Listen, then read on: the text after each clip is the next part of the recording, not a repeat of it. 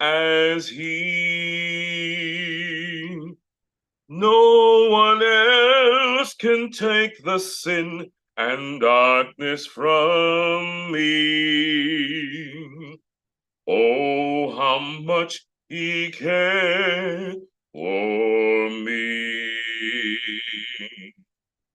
All my life was full of sin when Jesus found me. All my heart was full of misery and woe. Jesus placed his strong and loving arms around me, and he led me in the way I ought to go.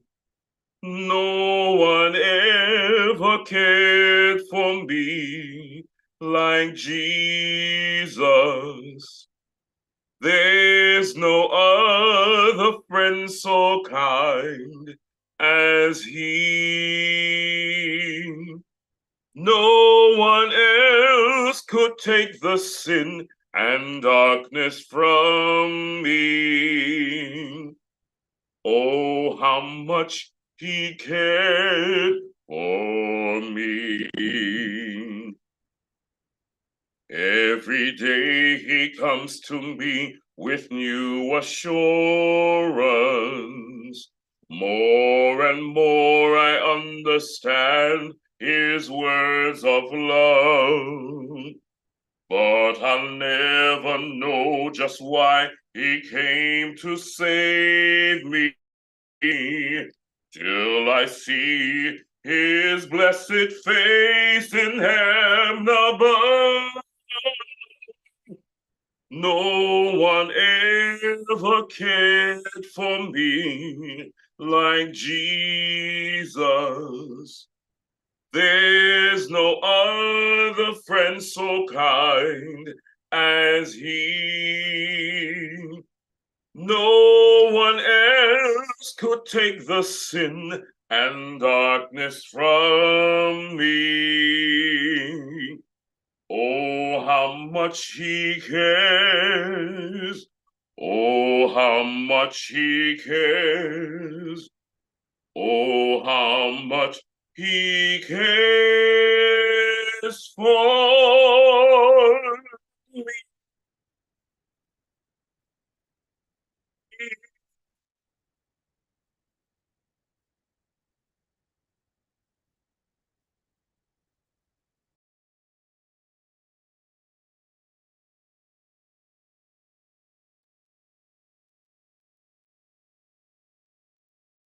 Amen, amen. At this time, we welcome Mr. Jervis DABREO. All right, thank you so very much. Thank you for having me once again. I think it was a few months ago I was on telling you how to protect your WhatsApp account. Today we're on for a broader conversation, and I am hoping that you brought your questions. All right, this is very important. I like introducing myself because in that way I don't get to listen to people saying flattering things about me. I think when it comes to a conversation about cybersecurity, what is important is understanding what my role is, what I do, so you appreciate that there is a level of expertise and authority that goes along with it. I'm currently the coordinator of the Grenada National Cybersecurity Incident Response Team. This is an entity that was set up specifically to address issues involving online safety, to recognize threats, to guide people, to ensure that at the end of the day, they know how to protect themselves, what to look out for, and even how to recover in cases where persons may end up falling for some of these attacks. We also have a good conversation, a good communication with law enforcement, understanding that not all cyber incidents may be criminal, but there are some that are. So we speak with them quite a bit to ensure that if something comes into us and it need to go to them that happens. We provide guidance as well when it comes to legal matters around cyber and cybersecurity. So a bit of things we do, we go into the schools, we go into the PTA meetings, the community groups and so forth. We have conversations to ensure that everyone who would give us a listening ear, they are empowered so they are in a better position to protect themselves and to protect their loved ones. It is not just about money or protecting your finances. It is a lot more than that. Sometimes people think, hey, I do not have any money for them to take anyway, not understanding that your identity, your personal data, that is valuable for bad actors as well, or cyber criminals as well. So that is who I am. That is what I do. I've been around tech for a very, very long time. I am a parent. So I have some of the stresses that those of you who are parents have when it comes to the young ones and trying to keep them away from the tech at times and ensure that there is a healthy balance between what happens in the physical world, in their physical space, and how they interact with the technology. So that is who I am. This is what you're getting behind the presentation. Now, as I indicated, I have a short presentation to make, and I want the bulk of the engagement to be about questions and answers. So I came in early and I sat through some of the questions that were being asked, and I noticed one or two persons were interacting. But I want a little bit more of that as we go into the presentation this evening. Now, I am going to share my screen with you and go through this. But I want you to understand here that while there are lots of different types of cyber attacks and scams and threats and so out there, at the end of the day, it really boils down to a particular terminology that we need to understand. So let me just get this up. Let's get this up. Oops, I keep sharing the wrong thing.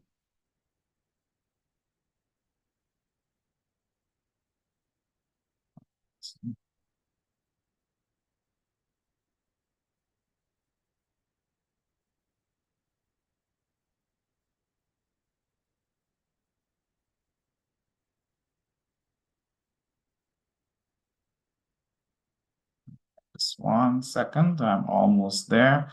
So I want to share, but still be able to see you. Right, and I think I have it now. All right, you should be able to see the screen. You should be able to see my slides. All right, so the term I was referring to is that of social engineering. It doesn't matter whether it is somebody trying to get into your bank account, somebody trying to take over your WhatsApp account, somebody trying to get you to send money to them just so they can profit off of it.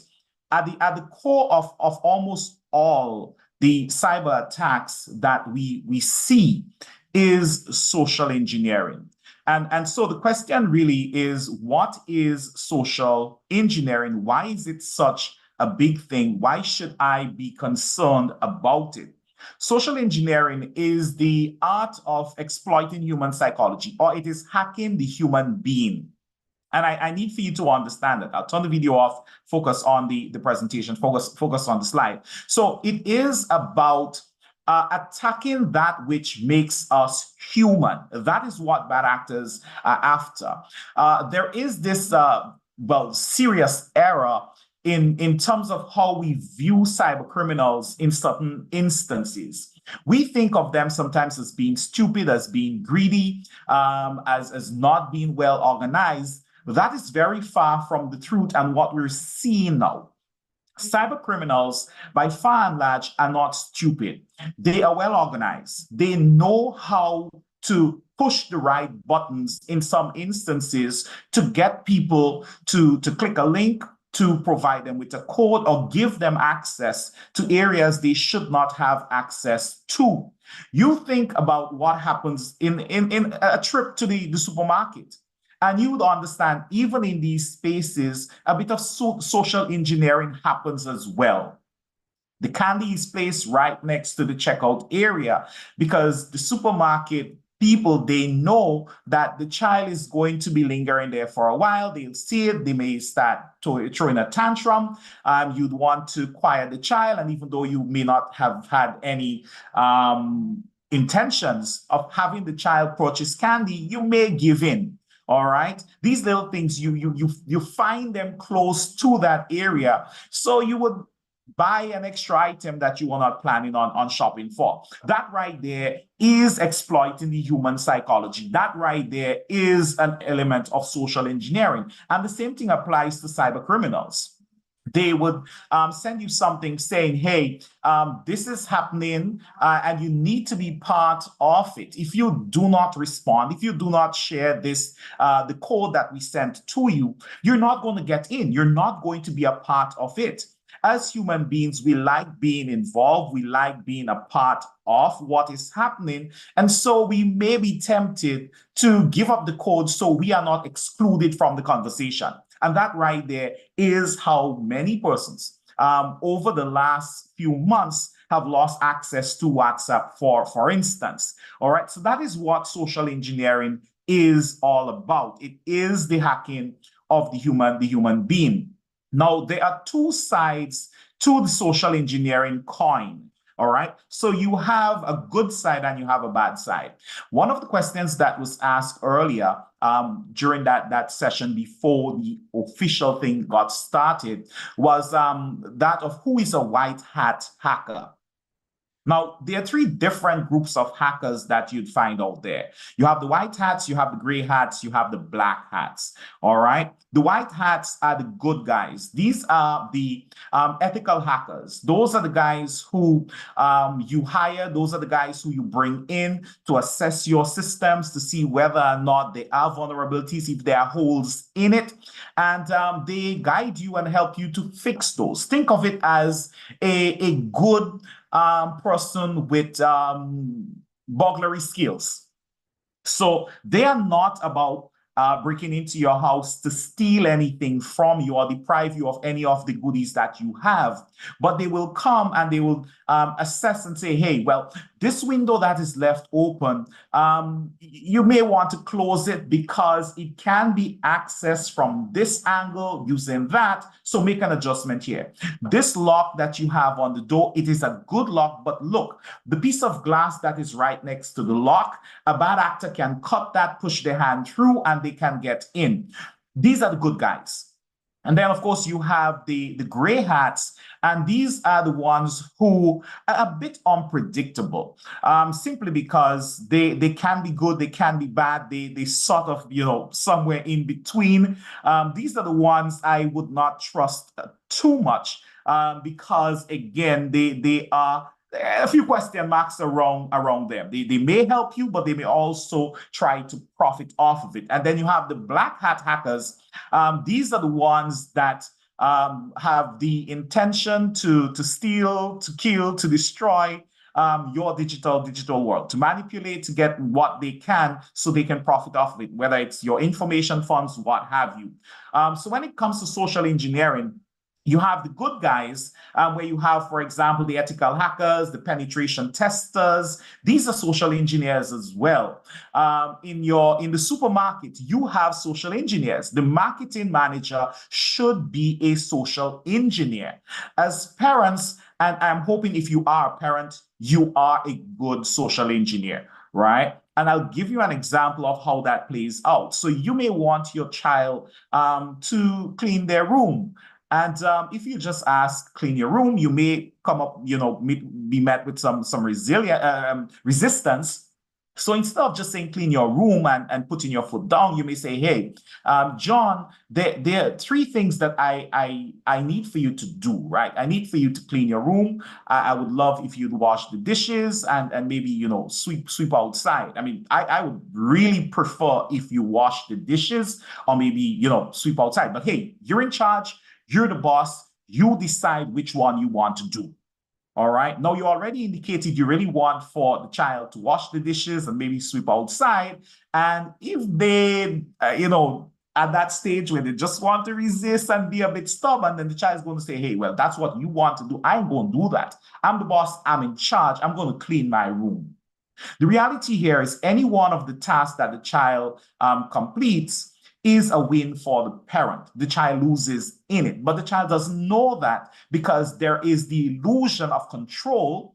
There is the illusion of I am the boss, I made the decision, when in truth and in fact, any of the choices, you lose, mommy or daddy wins. Social engineering. And then you have the cyber criminals who also know how to get us to click, how to get us to download that attachment, how to share information that we should not share, using some of these techniques as well. So that is the two sides to the social engineering coin. Now, how does it work? There are 4 different stages: preparation, infiltration, exploitation, and disengagement. Before your WhatsApp got hacked, before you gave up control of your WhatsApp account, the bad actor had to have gone through some level of preparation. They had to know the number, right? They had to know the number. So they know your phone number, but just reaching out to you out of the blue saying, hey, I sent you a code, please send it back. I mean, you would have to be crazy. Something would have to be wrong for you to just share a code like that. Somebody walks up to you and say, hey, can I have a copy of the key to your front door? And I think you would take a step back. You may hold your purse, your wallet, what have you, a little tighter, cover your pockets a bit more to ensure that the keys are in there and they stay in there. So what you may find is they would follow you. They may find out where you are, what groups are you in, and then they would reach out as a member of the group, as a pastor, as a teacher of the PTA, a member of that community group, what have you, and let you know, hey, well, this is what is happening, and we want you to be a part of the meeting, and I sent you a code. So please, just to ensure that you get in, what's the code that I sent to you? Of course, this right there is the infiltration and exploitation happening. And those happen because of preparation. Now, those of us who are parents, this is where we need to have that conversation with ourselves in some instances, and also with our children about oversharing. Putting out information that really should not be out there. There is no reason for somebody to know the size of TV in your house. But of course, you take a picture in your living room and that information is now out there because you posted it on Instagram or on Facebook or somewhere. All right. You responded to questions that you should not respond to. Whether it is something that simply asks, how long was your labor? As a mother, and so you're tempted to share and you put that information out there. We had an instance in Grenada where somebody asked a question like that, and in the answers that were given, and you talking about scores of answers under that post on Facebook, there were mothers who had lost their babies, either stillborns or just a little thereafter, and that information they put it in there, and of course a bad actor could now use that information as part of the preparation to decide how they're going to attack these persons. As a matter of fact, I looked at it and I wasn't interested in the people who had 5 hours and 9 hours, 10 hours labor. That had nothing to do with me. Right? I was interested in those who had lost their babies. These are people who most likely still are hurting. And if the wound has sort of scarred over, I mean, you can still open it back. So these are the people I would reach out to. If I was a bad actor, if I was a malicious cyber person, I would reach out now, let them know, hey, as a mother, note what I'm saying, as a mother, I have now put myself into that character. I'm not going to reach out saying, hey, I'm DABREO, I'm a man, no, that would be stupid. Again, preparation, infiltration, deceit. So I'm going to reach out as a mother who has lost one of my babies as well. And it was 8 hours of labor. The nurses I don't know what is wrong with them, but they're incompetent. They don't know what they're about. This is the story. Deceit, number two. And I lost my baby. And I was devastated. That created a serious problem for me and my husband. As a matter of fact, our marriage ended up, almost in serious problem. We had to actually seek counseling because of that. Even now, it still hurts. But I can tell you what, there is this group that I reached out to, and they were very helpful. They were actually able to help me through that process. The pain is still there, but they have really helped. And what do I do thereafter? I would share a link to that supposed group. Now, as a bad actor, that link is going to take you to a malicious website. You click the link without doing anything else, and you may find your device being compromised. I have control of it. I could now pull your passwords from there.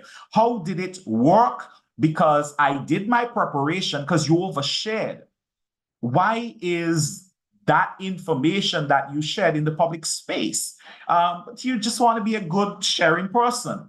I was able to deceive you in character. And if I am good at what I do, and most social engineers, they are good at what they do, I would be able to convince you to click the link, and you click it, and then you have the exploitation. The device is compromised. I'm able to pull the information off of it. I'm able to access your bank account. I'm able to do so many things. It now boils down to my skill level and how determined I am to really create hell for you in your virtual space.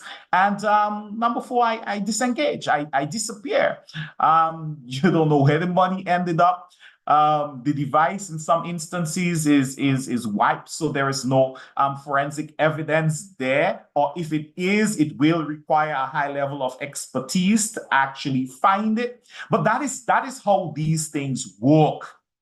This is how these things work. All right. And that is why it is so important for us to understand what is happening and how we can actually protect ourselves. Now, there are 7 techniques used by social engineers. 7 techniques, only 7 techniques. Now, I need for you to pay careful attention to these, because all the threats, all the attacks, these are the 7 that I use. Now, I'm going to put up, put them up in bulk. So I'm showing you the whole 4, and then I'll show you the other 3. So the first one is authority. Right? Social engineers, they would reach out pretending to be somebody that you are expected to trust, somebody who you are supposedly familiar with. So, for example, they would reach out saying, I am a pastor, I am with the Table of Christ. We have this meeting coming up, and we really need for you to be a part of it. So we sent a code. Can you just verify the code? So at least you're part of that. We really want you to get the blessing. We really would appreciate your presence, especially in these trying times with all that is going on. We need God's blessing more than anything. So please, I'm sending this to you. Just verify it, brother, so at least you can be in on it. And of course, you forgot everything I said before in terms of how social engineers work. And you only heard a pastor who is supposed to be a trustworthy person, who is supposed to be somebody in authority within the church environment. So you share the code. All right. So they use that. In Grenada, we've also seen instances where they may create a fake email address, pretending to be a government minister. We had an instance where they even impersonated the governor general and used that to validate whatever scam they were peddling. And in one instance, a lady in her 60s lost over 30,000 EC dollars. Number 2, they may use intimidation. So this is where fear employed. This is where they tell you, hey, if your computer is infected with malware, you need to click this link. You need to call right now. We are able to help you. Or they send you an email. Your account has been debited. If you did not debit your account, you did not do this transaction, click this link immediately so we can stop the transaction from going through so you can recover your money. And of course, again, you forgot everything that you've been taught before. The bank would never reach out to you through emails like that. If there is an issue with your account, you should call the number on the back of your card. All right. Call a verified number. You do not click a link. You do not, never, ever, ever call the number that is in the email. You never do that. But because of fear, because, oh God, I really don't want to lose my money, you go ahead and then you end up in a world of problems. There are also instances where they actually will threaten to harm you. They'll threaten to kill you. There was an instance where one of them, I do a bit of scam baiting. This is where you bait the scammer. You engage them, you keep them tied up for an extended period of time. The goal here is if they're busy with you, they are not able to focus on scamming somebody else, right? And in one instance, after having the guy on the rope for a couple of days, finally he realized what was happening. He told me straight out, listen, I'm going to come, we're going to kidnap you, and then we're going to kill you. And my response to him was, fine, I'm going to go sit on the veranda. Whenever you're ready, just come pick me up. And I actually went on the veranda. I sat there for about half an hour. Nobody showed up. Of course, nobody isn't going to show up. And, I was a little disappointed that nobody showed up because, it would have been, really nice to have a conversation with somebody who beforehand on a different continent said they're going to kidnap me. I don't know how quickly he was going to be able to get from there to here. But again, fear is employed, and understand that. Now, we'll talk a little bit in a while about how you can protect yourself, what you need to do. Number 3 is consensus or social proof. Now, this one is powerful. The marketing teams in companies, they use that. When they're running ads, they would use children. They would use the regular Joe. They use celebrities who we look up to push a message that resonates with us, or a message that we would want to follow because we want to be seen as being cool or being like these people. All right. And you see that happening. So if it is the Samsung scam where they reach out telling you, hey, you've won 800,000 US dollars or pounds, and you question it, they'll send you a few videos of some people saying that they've actually received the money. They'll send you pictures of your name on a box that is supposed to be filled with money. Again, common sense. Nobody's going to send you a box full of money.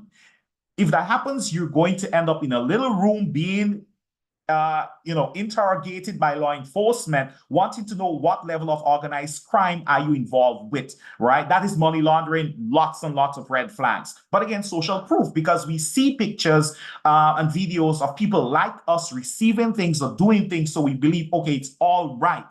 That is one of the tricks that they use. Scarcity, that is another one of the tricks that are associated more with prepayment scams. So this is where they'll tell you, hey, you need to act now. All right. There is this giveaway, but it's for the first 300 persons. It is going to expire within the next 15 minutes. You have to click now. Even emails come with that level of scarcity in there. 2 things normally go together, and that would be scarcity and urgency. So I mentioned scarcity at number 4, but you also have urgency at number 7. So normally they would tell you, hey, it's just a few remaining. You need to act because if you don't, you're not going to be part of the 500. So you must click now. Anytime you're asked to do something quickly, you should take a step back. Is it in your best interest? Does it make sense? Who is asking you to do this? How would it affect you? Now, these are things that you cannot short circuit. These are processes that you cannot take a shortcut for right now, based on what is happening within the digital space, what is happening in our world. You have to step back, pause, assess before you move. 5 and 6.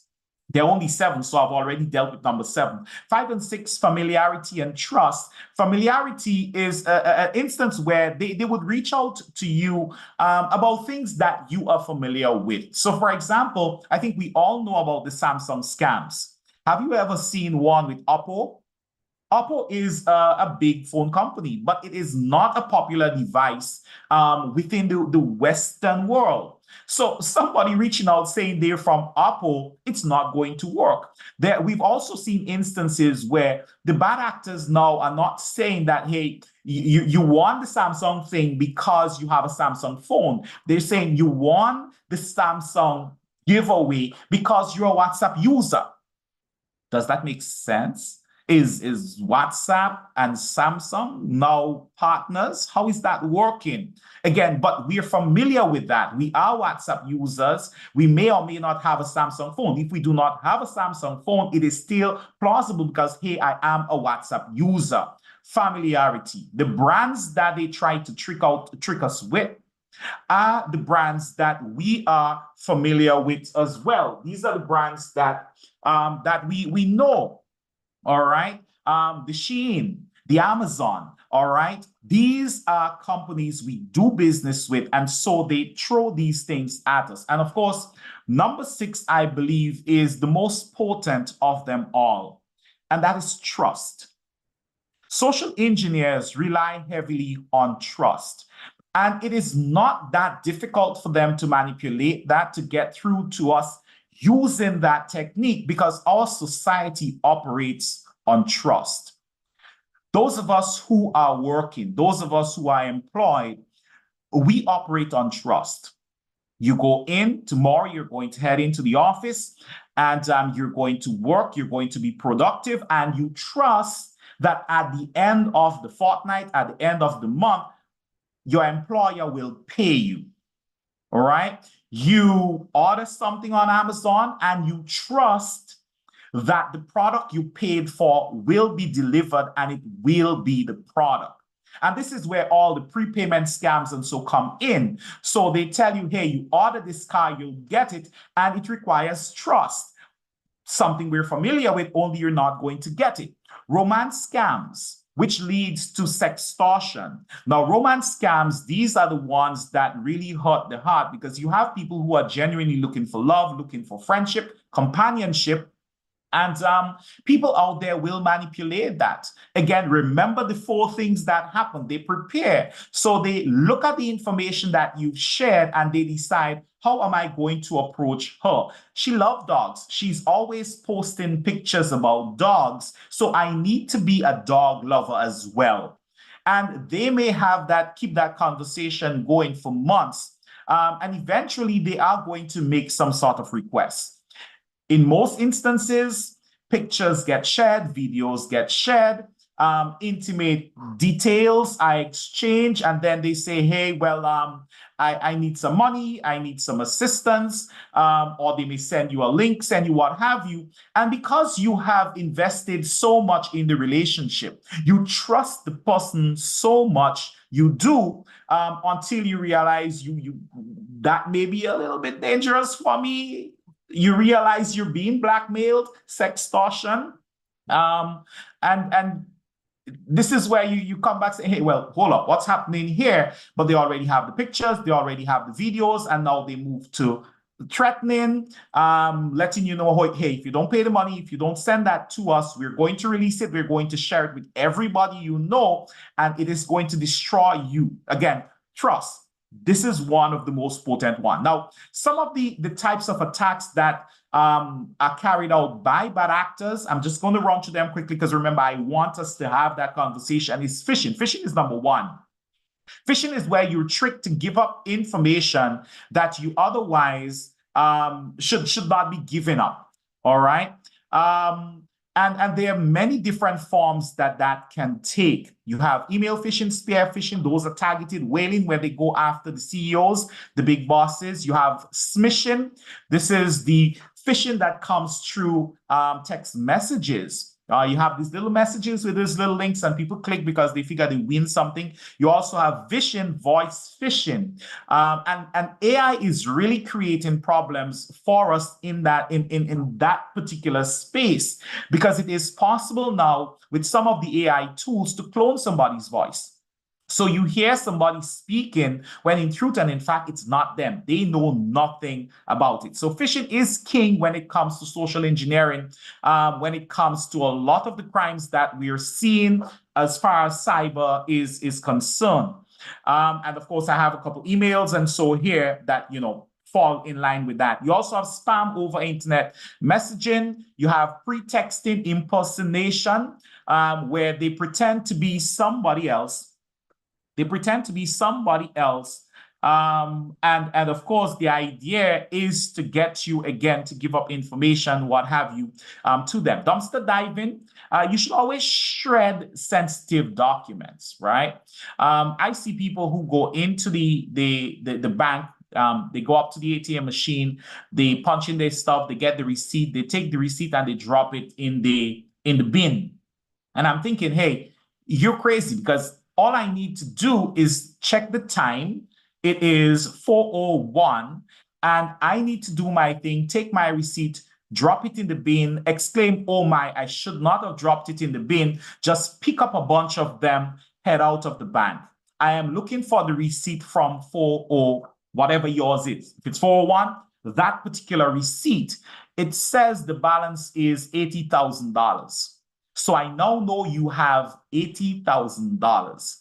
If I was to pick up your child and say, give me $80,000, don't come with the nonsense that you don't have $80,000. I have a receipt here that says you have access to an account that says $80,000 is sitting in there.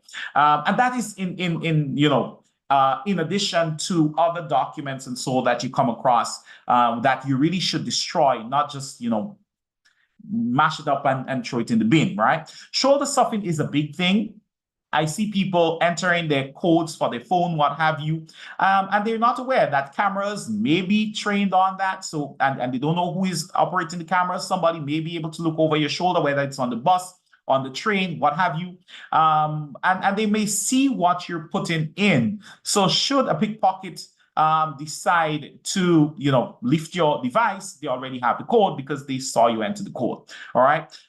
Farming, this is a big thing. It is something that we're seeing more and more of happening within cyberspace now, where people are being redirected to websites that look like sites you are familiar with, but they are malicious. So in Grenada, within the last 2 weeks, we had a phishing scam. It is still going, it's still ongoing, involving one of the local banks. And the email that was sent, if you click the link, it takes you to a website that looks just like the bank's website. The buttons are there, the options are there. They did mess up in one instance where they did not spell password correct, but everything else is on point. So somebody who is going by what they see without assessing everything else may not realize that they have just entered information that they should never share on a site that is not officially the institution site. They've given their credentials to bad actors. We're going to see more and more of that as AI perfect the cloning process for the bad actors out there. As I said, this is something you need to be aware of. There are people who would do a search and the first option that comes in, they click on it. So they want to download Zoom and they do a search for Zoom. And the very first option that pops up is the one they click on. And in some instances, we've been seeing that these are sponsored and it may be redirecting people to malicious websites. The big companies, Google and them, and people have had issues with them for a while now. They're about the bottom line. And so they're actually taking money from bad actors and putting these options, these results in there. And unsuspecting persons are finding themselves in a world of trouble. Eliciting information. And this is important as well, ladies and gentlemen, right? You should not engage with bad actors, cyber criminals, unless you really know what you're about. All right. You need to ensure that you know the ABCs, the XYZs of engagement, or don't engage with them. Because you saying something as simple as good morning would give away the time where you are. They know that you are living in an area where it is morning. All right. It's for that reason I use greetings a lot. So somebody reach out, greetings.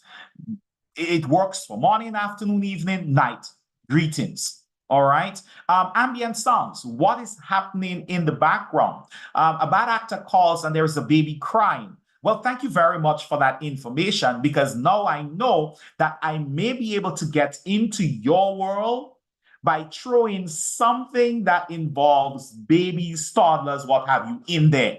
All right. Again, these are things you need to be aware of. And also the sharing of information without being aware that you're actually giving up the information.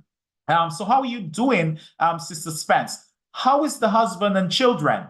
And Sister Spence respond, well, my husband is okay.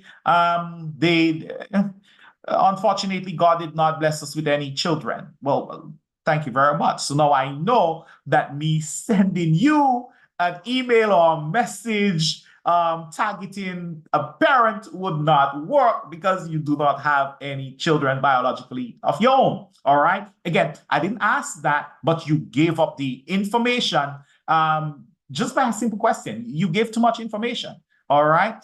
So illicit information, this is one of the methods that they use so they can prepare to attack you. Identity fraud is another big thing. As I said, many people believe, hey, I'm a nobody, so, who wants my information? It would make more sense to impersonate Jane Smith, who nobody knows, than you being an idiot and trying to pass yourself off as Joe Biden. You show up on the airport with a passport that says Jane Smith, you most likely would get away with it if it's a good forgery, right? But you show up with one saying Joe Biden. Come on, really? I mean, you really think you go pass with that? All right. And some people would find later on in life that they want a visa and it gets denied. They're on a blacklist. They might be wanted for murder or some crime somewhere else, because they shared too much information. For the young persons who are on the call, it is very important when you are looking for jobs, for instance, that you vet the entity that is putting out the advertisement before you send off your CV, before you share copies of the details page of your passport and so forth, because this is something that is happening quite a bit. Even as I said, within our local space in Grenada, quite a few things are happening, but we've seen that where these malicious actors are putting out advertisements for jobs that do not exist. And in some cases, they are not against people. They are not out to get the people who are just out of high school. They may want a first degree. They may want certain qualifications, what have you. And of course, you send the CV and you send pictures and all sort of thing. And now your identity is in jeopardy. So be aware of that. Invoice scams, those of you who are in business, those of you who are managers, middle managers, what have you, this is one that is extremely popular, and it has been creating problems for some businesses where emails come in from bad actors. The emails are spoofed, SPOOFED, spoofed, which means an email address is made to look like it's coming from Jervis DABREO when Jervis DABREO never sent it. So it appears to be coming from my email address. It says jervisdabrio@email.com. But I never sent it. It did not come from my email account. If you analyze it, you would realize it came from I am a bad guy at iwannahackyou.com. All right. So it is spoofed. So you see that, and it appears to be coming from your boss. It appears to be coming from the vice president, what have you, saying that, hey, this is the invoice. Please action it. And what do? Well, you click, you download, not understanding that it is possible to put malware in just about any file type these days. The only file type to date that is always safe to open is a .txt file. I'll repeat that. Malware can be placed in just about any file these days. So I can lace an MP3 song with malware and send it to you. You want song? Take song. I have your computer. I could embed malware in a picture and send it to you. You want to see Beyonce naked? Here it is. Thank you for control of your computer. The only file type to date that is considered safe are files that are .txt. .txt. So any other attachment you receive, whether it's a .doc, docx, exe, PDF, JPG, PNG, MP3, MP4, WMA, it doesn't matter what the extension is. Don't assume that, hey, it looks okay, so let me click, let me download it. The invoice scams, the files would say .pdf in some instances. All right, you click on it and you find yourself in a lot of problems. And then, of course, you have baiting and quid pro quo. People like free stuff. People, maybe you're traveling and there is a cable that was left at the charging station on the airport. So instead of pulling out your cable, you actually just plugged in your phone, not understanding that it is possible for your device to be hacked by you plugging in a cable that was designed to exfiltrate information from it. All right. That is the reason why I discourage people from using other people's cables and chargers. Work with your own. All right. Work with your own. Because it is a thing. You go to seminars, sessions, what have you, and flash drives are often given out. And of course, people love free flash drives, so they may take it, plug it into their device, and they end up with a ransomware problem. The malware on there lock up the files on the computer, and you are demanded to pay if you want to gain access to those files again. Your files are held for ransom. That is software where that is asking for a ransomware, malicious. All right. So these are some of the things that you need to be aware of. And as I said, social engineering tend to be at the core of it. So you think about any cyber attack outside of brute force attacks where you have a bad actor that is hammering at your computer. They are keying in code after code after code after code. In most instances outside of those, you're looking at social engineering. The exploitation of a vulnerability. So maybe there is an issue with a particular device. The bad actors know about it and they're able to get in or manipulate it. Again, that is outside of social engineering, but these are the ones that are fewer these days. Most of the attacks, most of the successful attacks, they involve social engineering. So what should you do? Just three things. Three things you need to do to protect yourself. One, slow down. Social engineering is about hacking the human being. I told you that already. It is about hitting the right person at the right time. It is getting to you when you're busy, when you're distracted. It is telling you to act now because the story requires some level of urgent response from you. So what do? Slow down. You need time to think and verify. It doesn't matter what. If you won $1 million, you will still win $1 million half an hour from now. Take half an hour and assess the thing. To keep your emotions in check. All emotions can be used against you. Again, social engineering, that is what it is. Right? So you receive a call and you hear your daughter's voice saying, "Mommy, I have been kidnapped and they want money. Please pay it. I do not want to be hurt." Keep your emotions in check. Your daughter has a phone. Your response should be, "Sure, just let me know how to send the money. I am on it." That's going to buy you some time. And your next action should be to pick up your phone and call your daughter. You're not calling the child through WhatsApp.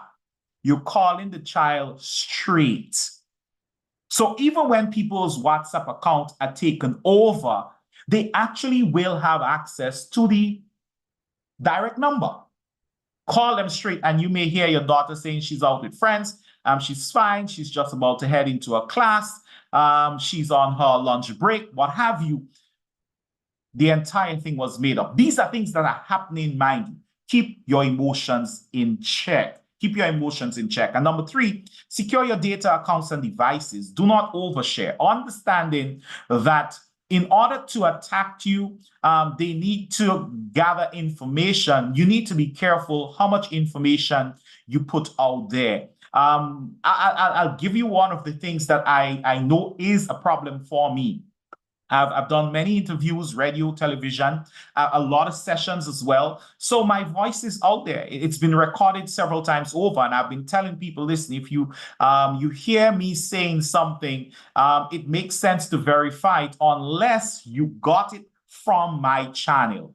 So if I sent it to you from my WhatsApp account, then you could run with it more than if somebody sent it to you. It could be a case where I never said that. All right. 11 Labs and a lot of these other AI tools, they do a really good job at AI cloning. And those of you who are within the US right now, you know that there is a lot of talk about the upcoming elections and the role of the impact that cyber criminals can have on it, leveraging or using AI tools. So these are the three things you really need to do.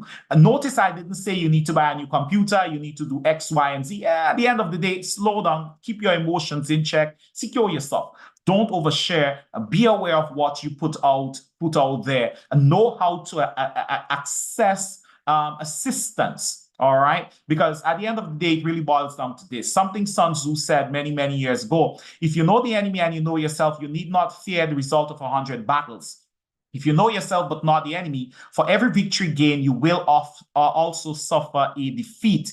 If you know neither the enemy nor yourself, you will succumb in every battle. Now, I am hoping, I am praying that you were able to get enough tools, enough information this evening to at least get you to do the three things I ask you to do: to slow down, to keep your emotions in check, and ensure at the end of the day, you're not putting out stuff there that can be used against you. All right. Now, that is my presentation. So I am done. I'm going to stop sharing. And this is where we get into the fun part. This is where you get to ask any question you want, right? Along the line of cybersecurity, the threats. What should you do? How can you protect yourself? Do you need a particular bit of software? What should you use? If I have an answer, you get it. If I don't have an answer, I'm not going to bramble you. I'll get back to you.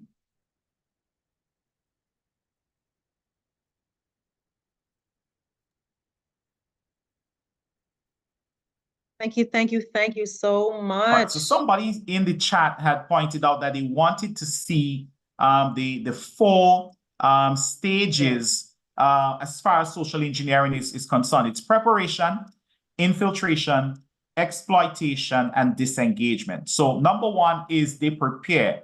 They gather information about you. Number two is they launch the deceit. They infiltrate. They break in. Right? They get in, they deceive. Number three is they exploit. This is where they get you to send them the money. This is where they benefit from the information and so on. And number four is where they disappear. So in the case of a romance scam, preparation is where they go through all your social media presence and they gather as much information about you. So they know you like dogs. They know you have a small child. They know you drive a Toyota Corolla. They have all that information. They may also know you kind of like army people because you posted some stuff about that. Infiltration, deceit starts with them sending you a friend request, them responding to a message or under something you posted on there. They being really, really kind to giving hearts to your pictures on IG or wherever to get in, eventually to get you to accept a friend request, to move off the platform, maybe to have conversations within Telegram or Messenger or one of those spaces. Number three is where the exploitation comes in. That is where you've been talking for the last 2-3 weeks, and they tell you, well, send me a picture of you. I mean, I get lonely. I mean, we have this good thing going. And if they're asking for a picture of you naked, they will always ask for a picture where your face is in it. A naked picture of you without your head or face in it is useless, unless you have a tattoo that, says a lot. And even then, that doesn't really hold up in the court of public opinion. But a picture of you with your face on there, they'll be able to use that to get to the next stage within number three, where they now ask you for money. or they ask you to do something or to send something to them, the exploitation is happening at number 3. And number 4, once they get the money, once whatever, they disappear. All right. If you respond to them in a way that really piss them off, what have you, they may release the content, but they disappear. Let me say that though, it is never a good idea to pay the ransom. All right. So if somebody is saying, hey, if you do not pay the money, I am going to release your pictures or the video that I have of you, you do not want to pay the money. All right. You sending the money is saying, I really do not want this information going out or getting out. And that is only going to entice them, encourage them to demand more money. If you didn't want it to go out for $500, give me $1,000, I'm going to put it out. So it's really you putting yourself between a rock and a very, very hard place if you pay the money. If you send the videos, be prepared for it to be leaked or get out there. Never share a picture or video that you do not want the whole world to see. Because if the person's device is compromised, it might still get out there. So if you find yourself on the receiving end of sextortion, one of the first things you need to do is have a conversation with your family members and let them know, hey, a video, a picture most likely is coming out, because you're going to pay the money until you can't pay anymore, and they most likely will still release it. Yeah. So questions, let's talk real quick. Kathy W., that was a very, very deep explanation right there. Are those the 4? Because I have several listings here. Bean, I am not hearing you. You're not hearing me. I think you're muted. I'm not muted, but my internet is unstable. I'm hearing you, Sister Nadine. I'm hearing both of you. Oh, okay. So, are you hearing me now? I'm still not hearing you. Still not hearing me. Did you hear Sister Rhonda speak just now, Sister Spence? I Sister heard Spence, you, Sister. I'm hearing you, Sister Nadine. Okay, I want you to speak to him. Brother Dabreo, can you hear me? I'm hearing you very, very, very low. Oh, you're hearing me or Nadine? Sorry, All right, let me check my audio and ensure that I'm able to hear. It's in the way. I'm going to type a message. I need to switch. All right, so that's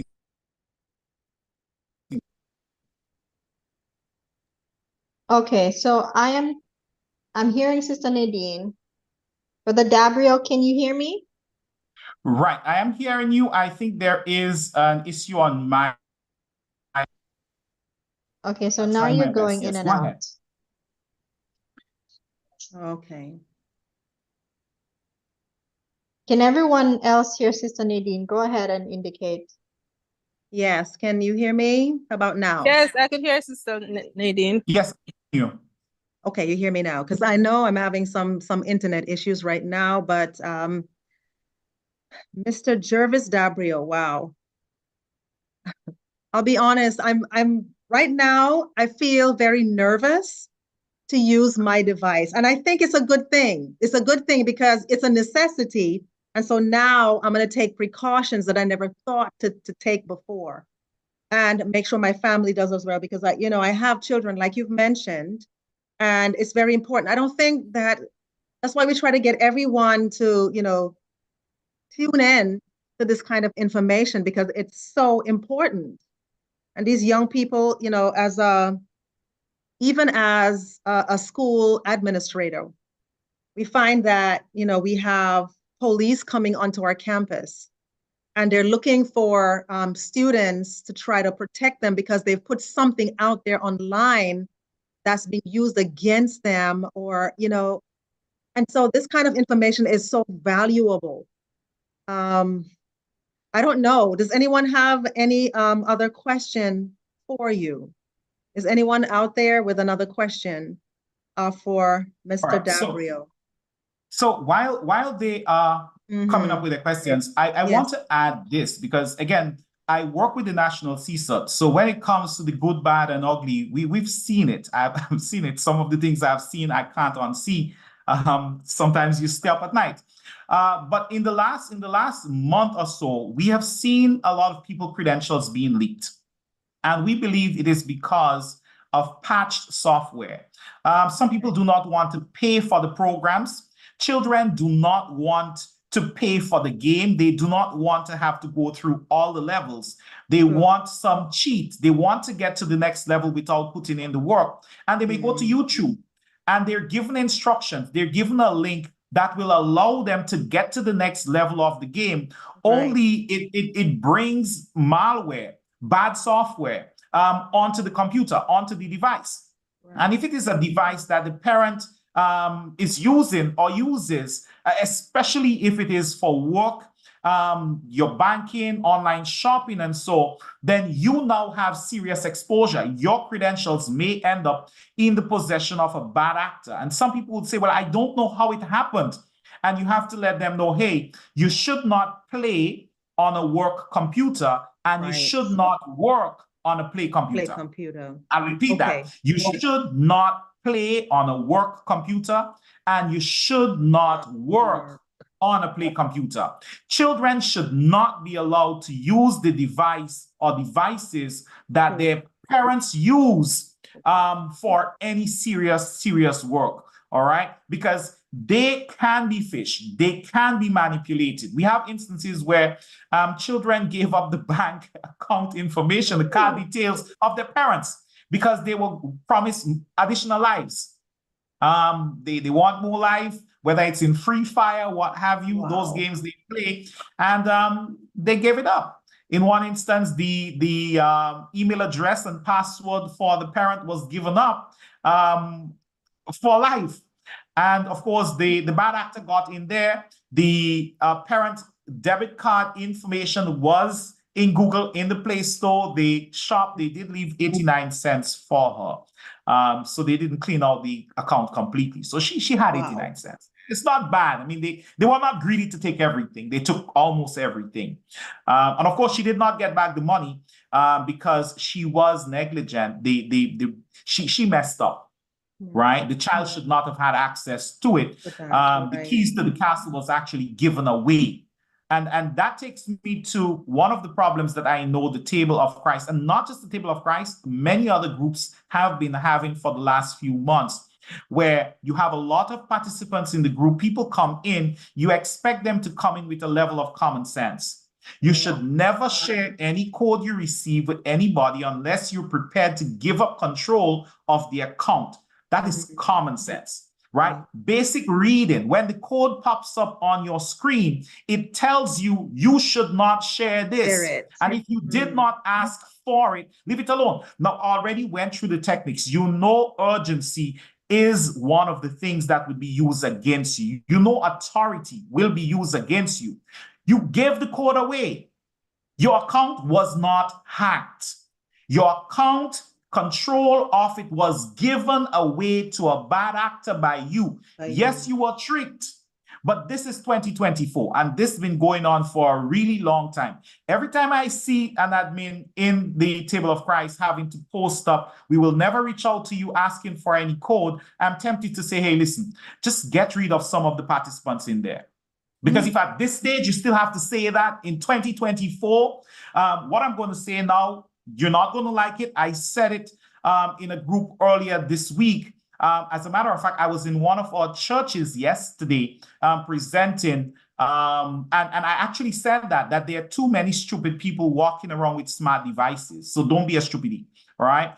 If you have the device, at least know how to protect yourself, basically, and you should never, ever, ever share any code you receive with anybody, unless you are prepared to give up control of the account. There is a level of frustration in my voice. You'd hear that because I keep having to tell people that when they call, and I know it is still happening because you still have to post it in your group. Please don't. But should you get tricked, we did a presentation back sometime ago, and I explained what you need to do. It's as simple as you re-enrolling your number. It's going to take a while. The least amount of time we've seen somebody get back in is about 2 hours, but it can take up to a week. Once you start the process, and you get to a certain level, it is going to knock the bad actor out of your account as well. But by then, the damage can already be done. They may have reached out to people in your circle. They may have asked for money. And some people are, silly enough to send money without verifying that you're actually in need, which brings me to something I mentioned earlier, but I want to plug it in again. If somebody reaches out to you on WhatsApp saying, I'm in a pinch, I'm in a jam, and I really need for you to help me out or send some money to somebody else, you just need to say, yeah, sure, no problem. I'm right on it. And then give them a straight call, right? Give them a straight call. You have people who are using WhatsApp in Grenada and the expensive phones, and they don't have $5 credit on their phone. And I normally tell them, sell the phone and buy credit. So sell your $1,000 phone and buy $5 credit and call the person straight. Because the person, they're going to answer and tell you, hey, I lost access to my WhatsApp account. The bad actor would have the WhatsApp account, but not the SIM card. So they can't intercept a straight call. This is how you verify. Now, there are instances where this may not work because you do have SIM cloning and so forth, but that is on a whole other level. As it is right now, just a straight call and verify whether or not the person is actually requesting that, if they're actually in a jam. Okay. All right. Thank you so much. I saw a question, but while I'm finding that question, sometimes we have elderly parents and we buy these devices for them. I remember, just to stay in touch, and they don't quite understand how these things work. Would you say that we take some of those programs off the phone, or stop them from using some of those programs that will cause them to, because I find that a lot of the elderly, they're targeted for some of these scams. So would you advise that we take things like WhatsApp off of their phone and find another way to communicate with them? Or I notice now that there is, there's another program similar to WhatsApp. Telegram is used quite a bit. It's used quite a bit. Yeah. For the scams as well. Yeah. Okay. Right. So here's my answer to that question. Okay. All the apps that are unnecessary, especially for the elderly, it should be removed, especially if those are known to be vectors or apps that are used to attack the older people. But don't delete their WhatsApp. All you need to do is turn on two-factor authentication. And if you believe that elderly person may end up giving away the code, the 6-digit code, then when you enable two-factor authentication, do not give them that code. Okay. So if somebody's trying to take over their WhatsApp, they would put in the number, the bad actor would put in the phone number on their end, and the code is requested. So the 6-digit code comes to the elderly person's phone. They may be duped into giving that up. But remember, there is a two-factor authentication that is turned on. In WhatsApp, you go to settings, and in there, you would see the security option. You would see it says two-factor authentication. That should be enabled for everybody. Right? So all you do is enable it for grandma and don't give her the code. Don't give her the So the bad actor have one of the keys to one of the locks, but there are 2 locks on that door. So you still have a level of protection. That is what I would encourage. When it comes to the children, children are not stupid, or children are smart. As a matter of fact, the information they have now, when I was their age, I didn't know those things. That is what is happening in the world of technology. So if you just bar them from certain applications, they will find a way around it. They'll get to play that game anyway. It makes sense for them to be part of a conversation, explaining to them what is happening out there and inviting them whenever they see something that is a little out of the way, what have you, to bring it to you, to inform you, to let you know, hey, this is what is happening, to not just share information. They also need to understand there is no such thing as a free lunch. So people reaching out to you to give you a free game, what have you, there are bad actors out there who will do that. If you have a child who is on a platform that they should not be on. So for example, the child is on Instagram and the child is 11 or 12. It means they lied about their age. Right. They may have put in the correct day and month, but not the year, because some of these platforms require you to be at least 13 or 15. Right. You have a wonderful teaching opening right there, because this is where you could let them know, hey, just as how you got onto the platform, because you lied about your age, other people do the same thing. So that person you think is a child, saying they are 12 or 13, could be somebody in their 50s, in their 40s, Right. in their, it can be a bad person. They say they're female, they can be a man. As a matter of fact, some of the sextortion cases we dealt with late 2022 into 2023, while the men who were victimized thought they were dealing with females, they were actually dealing with men. Damn. It is organized crime. It is digital organized crime. So that's my answer to that. Now, the question in the chat, how do you know when an attachment is not good to download? Right. I already explained that malware can be infused or it can be embedded. It can be put in any file. I could put malware in a picture and attach it and send it to you. So the question is, that email you received with the attachment, were you expecting that? It says it's coming from the boss. Boss has a phone on his or her desk. Call. Right? You have to verify these things. The email may, again, give it away, because it's going to, give you a little ego boost. You're a great worker, and I need you to do this urgently. Do not try contacting me. That's a red flag. All right. There must be somebody who can verify it. So when it comes to emails and email attachment, one of the first questions you need to ask yourself is, am I supposed to be receiving that? Am I expecting that? Can I verify that? Okay. Call. And if you can't verify, then don't click on it, because at the end of the day, we had an instance where in a space, the clerk actioned something that was supposed to be coming from the boss, and a lot of money was lost. And at the end of the day, the boss is saying, listen, you could have waited. And our thing is, listen, that's your problem. That's an internal issue, your processes. But understand that a crime was committed. Your clerk was phished and fell for it. All right. So, and that's conversations that need to happen within organizations, within families as well. So we understand when I send you an email, please verify it before you action it. So just give me a buzz or so. And it should not be something that is in the email. Please call me too. It should be part of the culture now because of what is happening. It adds a level of inconvenience. But when it comes to security, you have to give up convenience if you want security. So you can't be convenient and secure at the same time. It is very convenient when you get home to just push the door and get in. It is inconvenient when you have to go to your bag, find the key, take the key out, find the keyhole, put the key in, turn the key, turn the lock. Come on, man, really? All this? I could just push the door in, no locks on it. That's convenient, but it's not secure.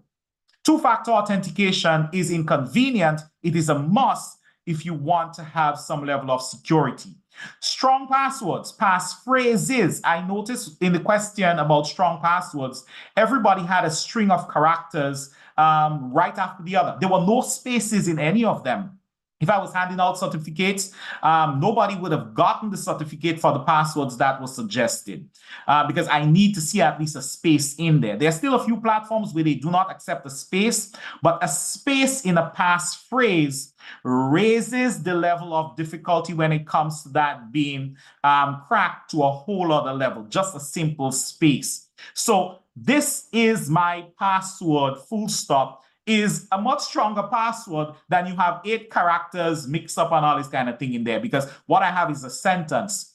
Capital T, I have my spaces, I have my punctuation, I may have a number somewhere in there as well. And I would remember that. This is my, as a matter of fact, let me give you my Facebook password. My Facebook password is, this is my Facebook password. I kid you not. So I just gave you my Facebook password. This is my Facebook password. Good luck in deciding what was capitalized, what was not capitalized. You already know it is a sentence. Did I put only spaces or dots in between? Did I put an exclamation mark in the end as this is my Facebook password, or was it just a statement? Good luck with that, but I'm not going to forget that because this is my Facebook password. And we can also talk about password managers. So I'm going to share that as well, because I know people normally ask, you know, how do I remember? What do I do to remember all these passwords? I can't, right? Should I write them down?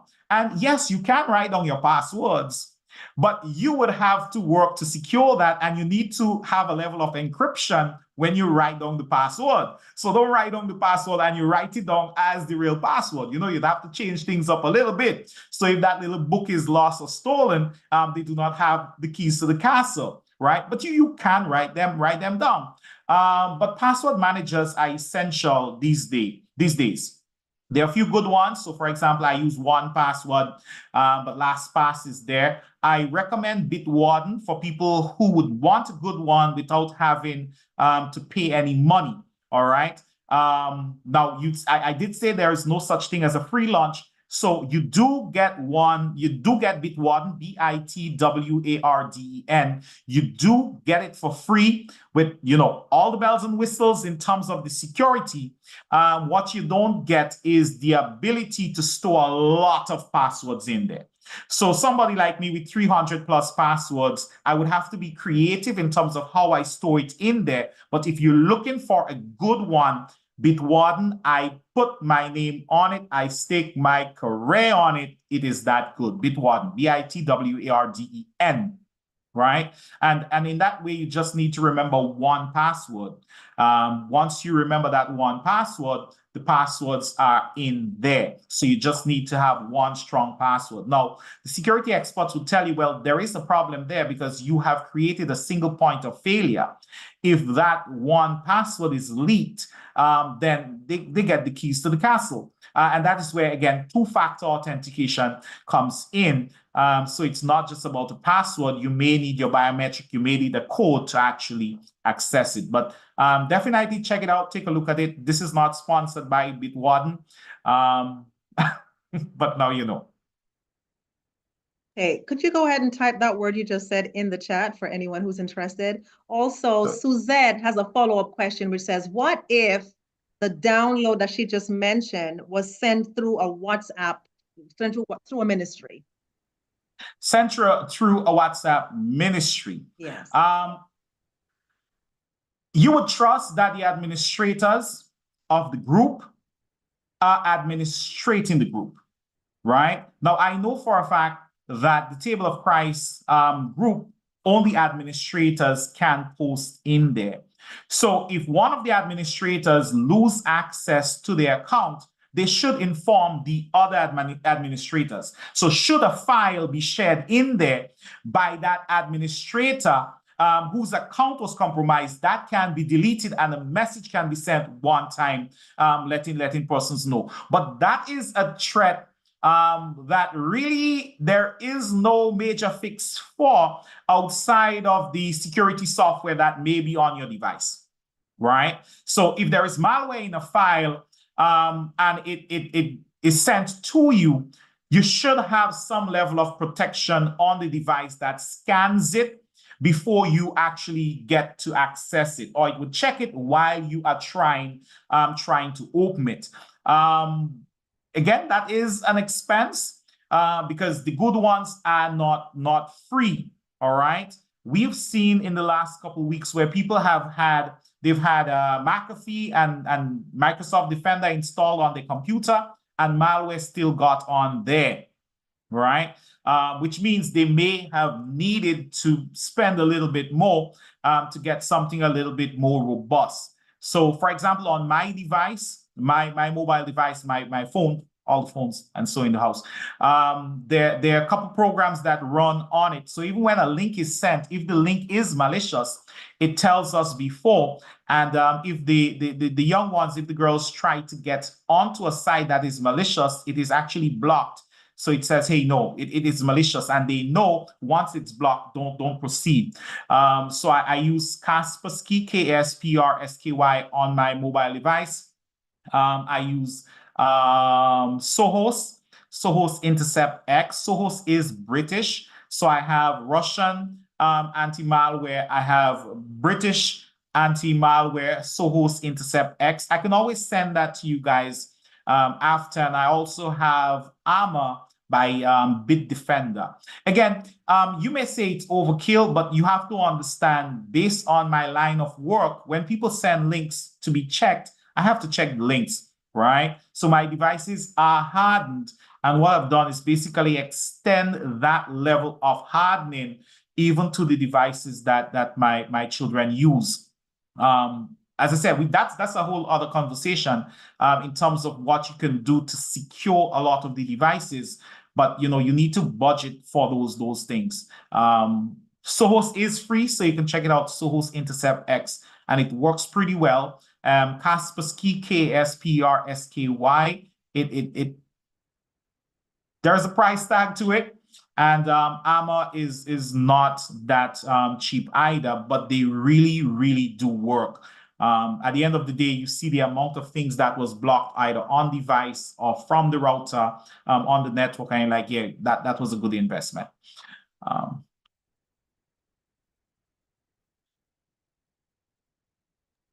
I So assume you're reading somebody- that very long statement by Sister Suzette. Yes. Okay. That's on the call. Yeah. So again, this right there is using, remember, 7 techniques. Authority, right? Authority. All the attacks would fall under one of these things. I'll share the presentation with you guys so you can pop it in the group. I may need to add some notes so there's a little bit more context to it, so people understand. At the end of the day, you do not need to be a tech guru to protect yourself.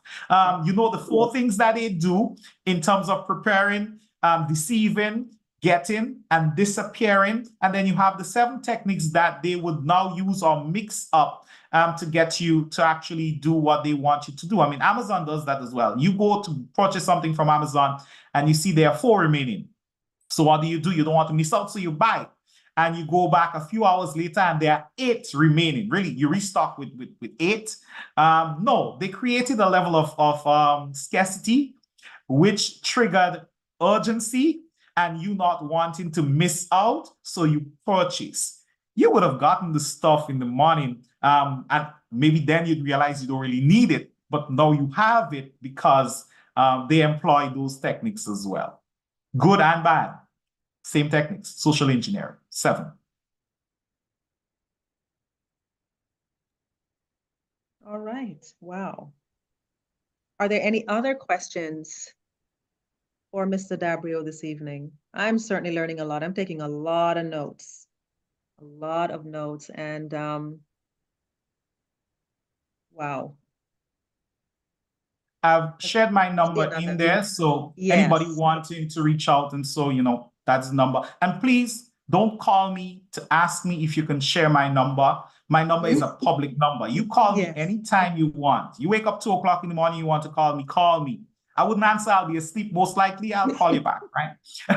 Although sometimes it's really busy, so the call back may happen a day or 2 later. Yes. Sometimes based on the stuff that come in, I miss it. So you have Yes. to remind me again, but I do try my best to return calls. So Okay. that's the number. WhatsApp, Telegram, I'm all over the place. I'm easy to find. Right. Yeah, I have a quick question Yeah. on my sister. Brother DABREO, so if you see a link sent out from Table of Christ, it's a regular link, but it says suspicious link, what do you do? And that just started appearing last week, and I'm not sure why, but at the top of it, it says suspicious link. And it's the same link that we've been sending out. Right. So, Okay, so it could be a case where WhatsApp made some adjustment to how things get shared and what it looks like, and they may be messing up, right? I have had my anti-malware programs tell me that my website is malicious, right? That has since been rectified, but some people were not willing to go to the site because it's saying it's malicious and it's telling me my site is malicious and it wasn't malicious. So you do have false positives where it says there is an issue when in truth and in fact there is not an issue. There are times when your browser would stop something when really it should allow you to go. What I'd say is you should take a step back and assess if you get a halt or pause notice, right? Just to verify. But I think that is what may be happening. I know if a link is shared several times, it may also trigger one of the mechanisms to say, hey, this may be phishing, it may be spam, even though it is something that you are accustomed doing. So I think we need to monitor it and see if it goes away. But I think that is what may be happening. It would be helpful if the next time it pops up to just send a screenshot of that message so I can take a closer look at it. But I think that is what may be happening because I haven't seen that myself. But I know these things do happen from the experience I've had with my website. Well, one of my websites. Thank you. I have another question, if you don't mind. I'm not sure if you addressed this because I was a little distracted for a moment. How often do we change our passwords and do we save our passwords when we go to certain things on certain websites? And take, for instance, your Zoom password, do you save it? Or do you type it in every time you want to log in? Maybe your email. How often do you have to change your email password? All right. So changing your passwords every week is madness. You should not be changing your password every week, but you want to conduct a password audit at least every 3 months. All right. If you suspect that something may be off, so if you receive a message saying you tried logging in, or you receive a code that you did not initiate for the code to come to you, that is an indication where somebody is trying to get in. It makes sense to change the locks on the door. All right, note I didn't say lock, the locks on the door. So you may need to make some adjustments to it. So I would say inside of 3 months, you should perform an audit. Not just the password, ensure that the recovery method that is in there, it is still valid. So if you have a phone number, is that the phone number that you're still using? If the recovery information is supposed to go to another email account, is that account locked down? Is it accessible? Are you using it? So would you be able to get the code if it is sent there? All right. At the end of the day, it is possible for you to keep the same password for 6 months with two-factor authentication, with proper hygiene in terms of not clicking on malicious links and downloading stuff and trying to patch software. You may be okay. The problem with that, though, is companies do get breached. So you may not have done anything on your end for your password to be leaked, but Microsoft may have been hacked, and Microsoft they were breached sometime back. The news came out, I think was sometime this week, right? So, you may need to change the passwords because the company you're dealing with, they got breached. And that is why I'm saying within 3 months, you should change it, but you should move quicker if you notice there is any strange activity happening on the account. One of the problems we've been dealing with in Grenada here for the last few weeks, the last 3 weeks, it involves this Trojan, the Luma C2 Trojan. It is malware that gets onto the machine and it is able to pull all the credentials that are stored on the machine. That is answering your question, should you store the passwords in the browser? The answer is no, don't do that. Use a password manager. Deal with the inconvenience of having to key in your password. But people storing their passwords in Chrome and Edge and Brave and all these different, we've seen all these different browsers where the malware was able to pull the credentials off, including banking accounts. So just so you don't have to always put in your stuff, you store it on your laptop, on your desktop, what have you, and the malware is able to pull it off and send it off to the bad guys out there. And in most cases, you may not even know that your computer was compromised until you lose access to your account, or money is transferred out of your bank accounts, what have you. So again, don't save the passwords in there in the browsers. Use a password manager, but understand that the landscape, it is evolving, because the same Luma C2, it also checks for password manager integration. So some password manager, they integrate into your browser. So when you go to the site, they insert the password for you. And it is manipulating, it is exploiting that as well. In my case, I don't operate like that. I go to the website, I need to put in my credentials, I need to access my password manager, and I need to type in my password. I'm not going for the convenience thing, because I understand the risk that is there. So please don't store the passwords in the browsers. It's inconvenient, but don't do it. The Luma C2 Trojan is not to be played with. And all throughout the Caribbean, people have been compromised, I would imagine, in North America as well. The frightening thing about that Trojan is you can get access to it for 250 US. So for 250 US, you visit that Russian site, you pay, and you get full support. They would guide you in terms of how you deliver it, how you exfiltrate the information, so how you get the information from the victim's computers and all that, and it starts at 250 US dollars. And some of the anti-malware program out there, they are not doing a good job, identifying and blocking it. So don't store the passwords in the browser, please don't. All right, what does it mean when your antivirus states it removes harmful sections from your download?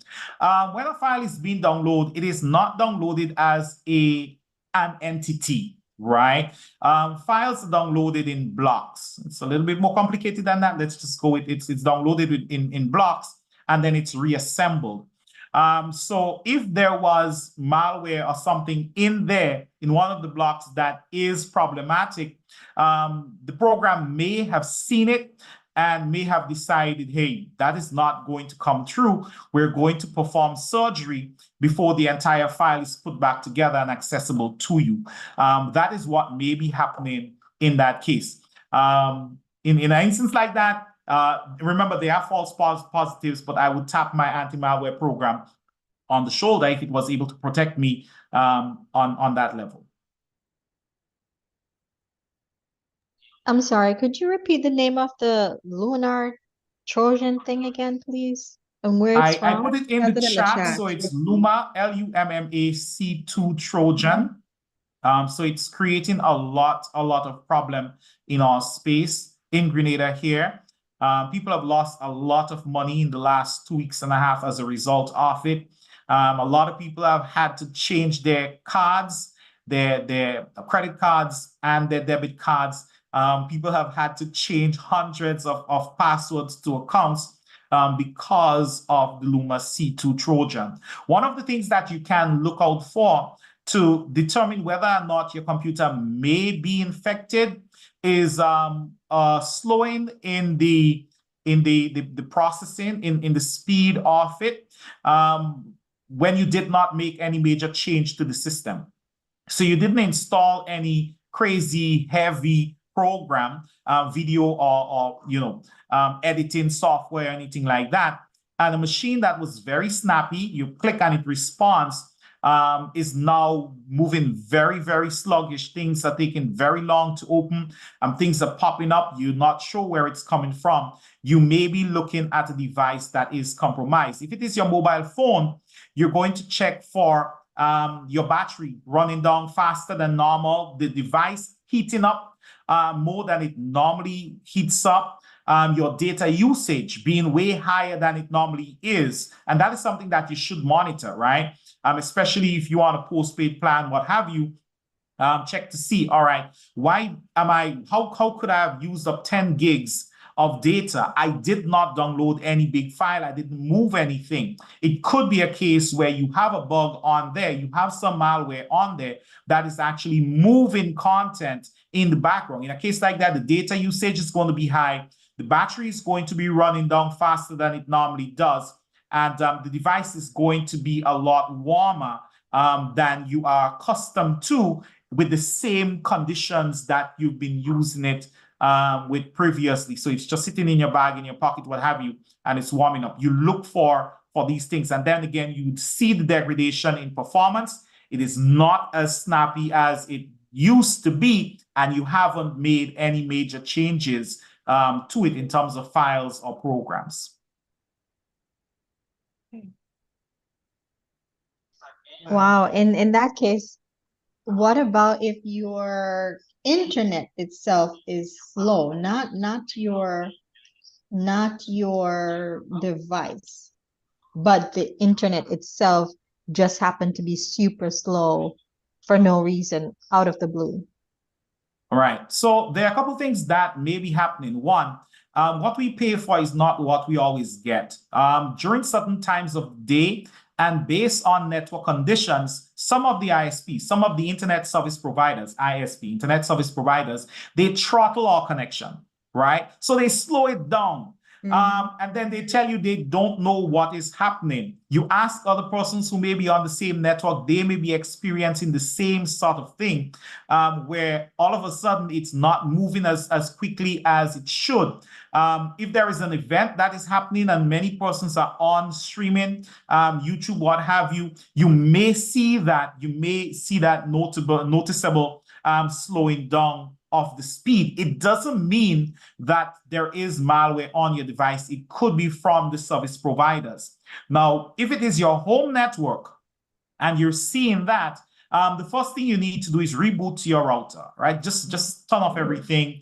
You leave it for about 2-3 minutes, and then you turn it back on. 10 times, Elder. We did that 10 times. Right. So you did that. The speed is not where it should be.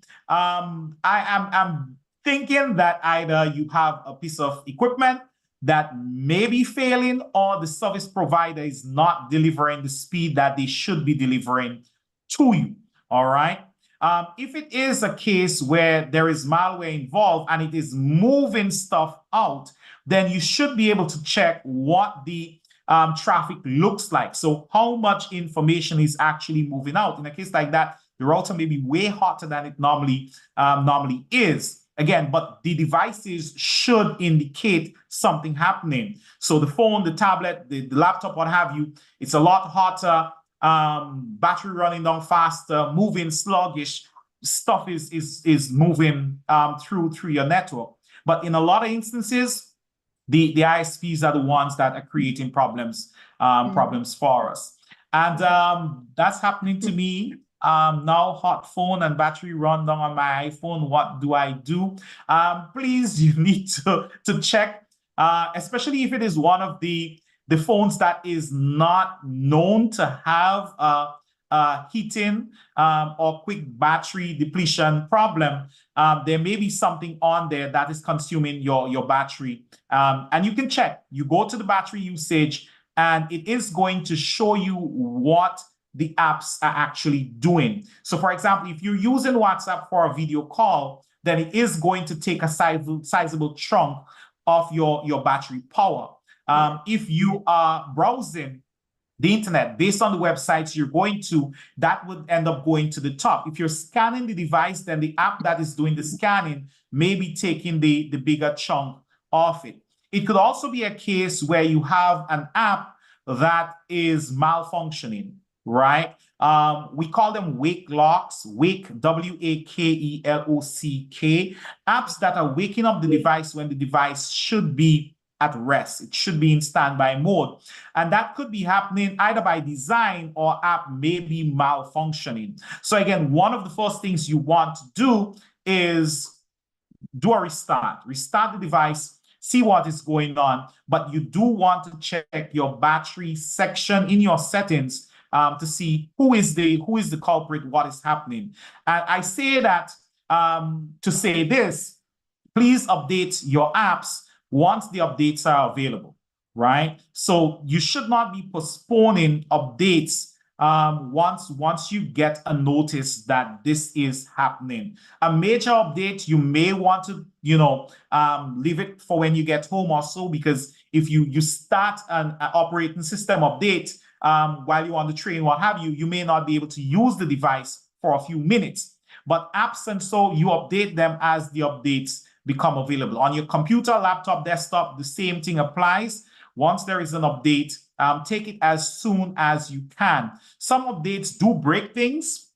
So you can have a device that is working, an app that is working fine. You take an update and it's not working as it should. A good app development company will put out a fix within short order to rectify that. But do take updates as soon as they become available. And as I said, sometimes a little restart, but do check the settings to see what is eating into your battery.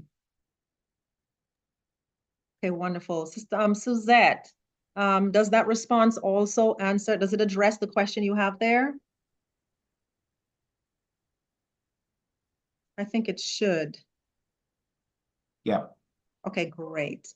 All right, well, my dear brother, I'm telling you now that this was it was just awesome. I'll definitely be getting in touch with you because we have some situations that definitely need addressing. So, and I'm not sure that we're going to be as fluent as you have been today. This was a blessing for me indeed. And it's just wonderful how God has people in place just when we need it. And I never thought that I would need this kind of information. You got a phone and it's convenient and you do what you have to do. And now it's a danger in so many ways to you and your loved ones. And so you are a blessing. And we're grateful that you took the time out to come and speak to us today. Awesome. I'm so happy to take note that I see Sister Camille has placed the YouTube link. Forgive me, I think there's a dog outside that's very happy. It's Sunday, so forgive me. YouTube link is there, Sister Camille. Put it there for those of you who want to share the video. It's worth sharing 100 times and for 100 years. Hopefully the Lord would have come by then and you wouldn't have to update the information that you're giving to us today. But I thank Sister God for you. So yes, ma'am. Nadine, I just wanted to say thanks again myself, Brother DABREO. I'm not sure if you're aware, but the last time you came to present on the WhatsApp scams, so many people benefited, so many other platforms. The link was shared, and on YouTube right now, I think it has almost 1,300 people who have viewed that video, and it's been a help whenever persons who have joined Table of Christ have an issue, then we were always able to send them the link. Even now, I'm sending the link to persons from other platforms that have had their WhatsApp taken away, compromised. So I know that this presentation today will go on to help others. So thank you so much. You may stop YouTube live now, tech person, and the recording as well. All right. Well, Right. thank So you guys sorry. very They much. didn't pray yet. They for- didn't pray yet. I think you should pray first.